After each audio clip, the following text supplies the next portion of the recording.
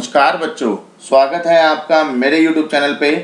आज हम जो वर्कशीट डिस्कस करेंगे उसका नंबर है 23 और दिनांक है आपकी 26 अगस्त 2020। सब्जेक्ट आपको लिखना है बच्चों हिंदी और कक्षा 9th है। आपको अपना यहाँ पर नाम लिखना है हमेशा की तरह और यहाँ पर आपको अपने कक्षा अध्यापक का नाम लिखना है। ठीक है प्यारे बच्चों, तो स्टार्ट करते हैं वीडियो को। जल्दी से अगर आप न्यू यूज़र हो तो सब्सक्राइब कर लीजिए, जिससे कि आपको जितनी भी नोटिफिकेशन है वो टाइम टू टाइम मिलती रहे और कोई भी नोटिफिकेशन आपकी मिस ना हो। ठीक है स्टूडेंट्स, तो स्टार्ट करते हैं। सबसे पहले यहाँ पर हिंदी में क्या दिया हुआ है, परिचय।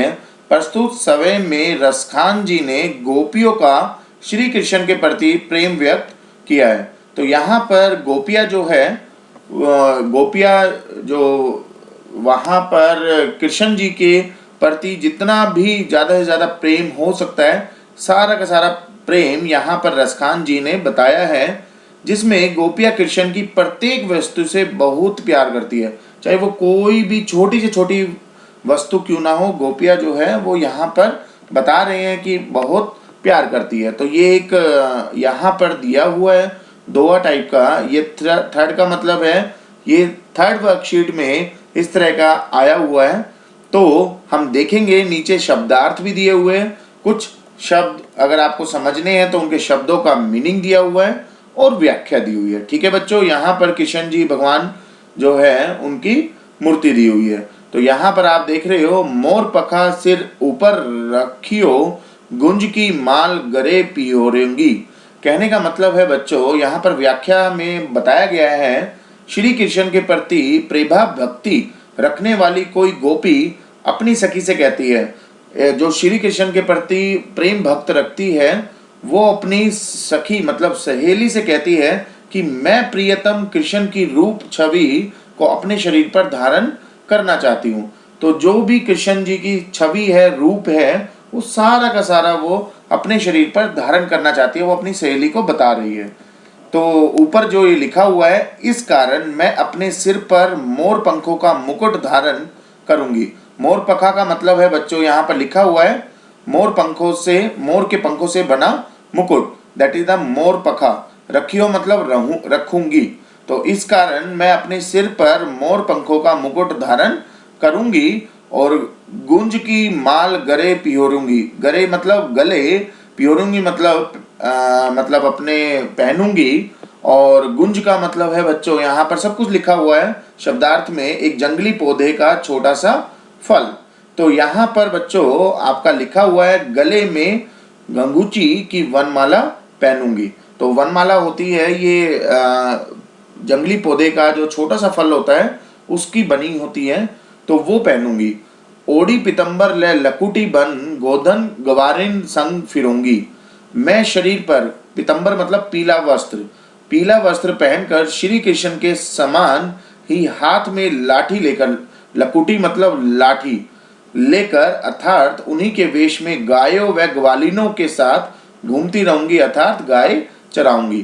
तो गोधन का मतलब होता है बच्चों गाय, गवारिन का मतलब ग्वालन और संग मतलब साथ, फिरूंगी मतलब घूमती रहूंगी।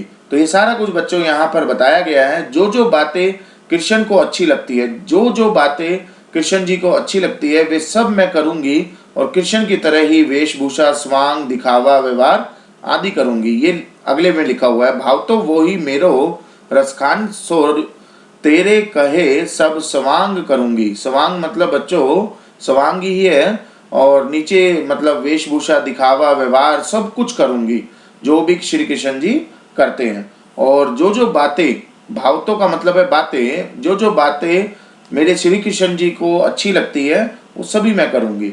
तो रसखान कवि के अनुसार उस गोपी ने कहा कि मैं मुरलीधर, लास्ट लाइन है इस पैरे की, या मुरलीधर की अधारण धरी अधरा न धरूंगी। मुरलीधरन कृष्ण की मुरली को अपने होठों पर कभी धारण नहीं करूंगी। क्योंकि बच्चों यहाँ पर लिखा हुआ है मुरलीधरन की अधारण धरी अधरा न धरूंगी। न धरूंगी का मतलब है कि जो मुरलीधरन की मुरली है वो कभी भी अपने होठ पर धारण नहीं करूंगी। आशय यह है कि मुरली प्रियतम कृष्ण को बहुत प्रिय है। मुरली जो है कृष्ण जी को बहुत ही प्यारी लगती है और मुरली को होठों पर रखने का अधिकार श्री कृष्ण का ही है और वे ही इसे मधुर तान सुना सकते हैं। तो मुरली जो है वो कृष्ण जी ही अपने पास रखे, उनको बहुत प्यारी लगती है और वो उनके होठों से ही मधुर तान दे सकती है। तो इसलिए मैं अपनी होठों पे नहीं धारण करूंगी, कृष्ण जी ही रखेंगे। ठीक है बच्चों, तो आपको समझ में आ गया होगा सारे वर्ड्स।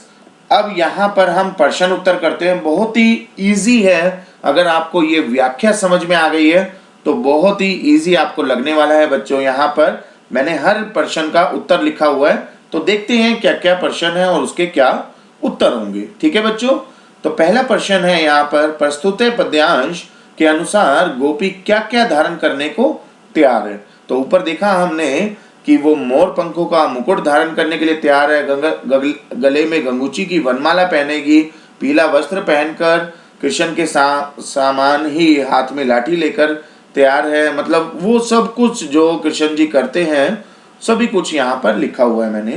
प्रस्तुत पद्यांश के अनुसार गोपी श्री कृष्ण से प्रेम भक्ति में अपने सिर पर मोर पंखों से बना मुकुट, गले में गंगूची की वनमाला, अपने शरीर पर पीले रंग के वस्त्र पहनना, हाथ में लाठी लेकर गायों और ग्वालों के साथ घूमना चाहती है।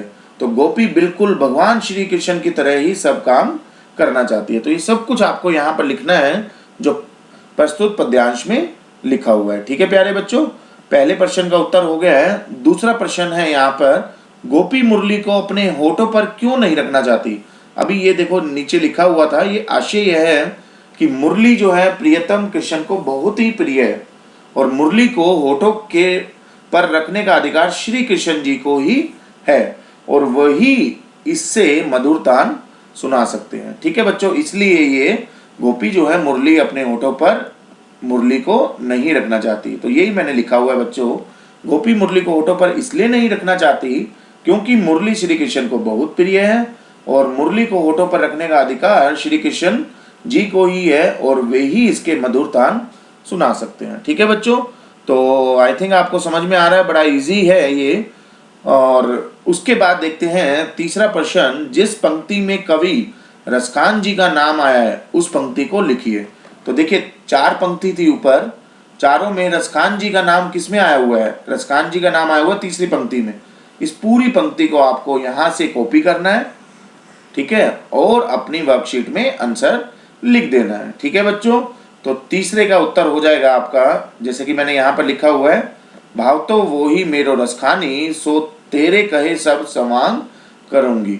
तो जो भी सवांग है, वेशभूषा है या जो भी है, जो भी क्या नाम है मुरली जी करते हैं, श्री कृष्ण जी करते हैं, वो सब कुछ मैं अपने अंदर लेकर आऊंगी। ठीक है, तो इसका मीनिंग ये है। अब चौथा प्रश्न है बच्चों, यहाँ पर बड़ा अच्छा क्वेश्चन है, लास्ट क्वेश्चन, प्रस्तुत पद और तथा शब्दार्थ में से अपनी पसंद के किन्हीं 5 शब्दों का प्रयोग कर 5 वाक्य लिखना है। जो ऊपर पद दिए हुए थे उनमें से आपको शब्द निकालने हैं और उसका वाक्य बनाना है। तो देखिए मैंने यहाँ पर 5 बनाए हुए हैं। पीताम्बर ऊपर आया हुआ था, वस्त्र जो थे पीले वस्त्र, पीला रंग, तो मैं पीले रंग के कपड़े धारण करना चाहती हूँ। ठीक है, गोधन मतलब गाय था, तो मैं गाय को रोज रोटी डालती हूँ। तो मोर पंखा, मोर पंख, तो मुझे मोर पंख अच्छा लगता है। ये सारे के सारे ऊपर जो दिया हुआ था उसी में से हमने लिया है। सिर, सिर पर जो पंख रखे थे, तो मैं अपने सिर पर मोर मुकुट धारण करना चाहती हूँ। बाव तो अच्छा लगना, मुझे सुबह जल्दी उठना अच्छा लगता है। तो ये वाक्य हो गए बच्चों, ये शब्द हो गए। तो इस तरह से चौथे क्वेश्चन का आंसर आपको मिल चुका है।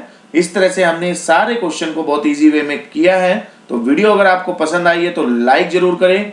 अगर आप न्यू यूजर हो तो सब्सक्राइब जरूर करें, उसके साथ एक बेल आइकन होगी उसको जरूर प्रेस कर ले और लास्ट में अपने फ्रेंड सर्कल में शेयर कर दे, जिससे कि वो भी वर्कशीट को टाइम टू टाइम कंप्लीट कर ले। ठीक है बच्चों, तो मिलेंगे नेक्स्ट वर्कशीट में नेक्स्ट सॉल्यूशन के साथ। अभी के लिए थैंक यू।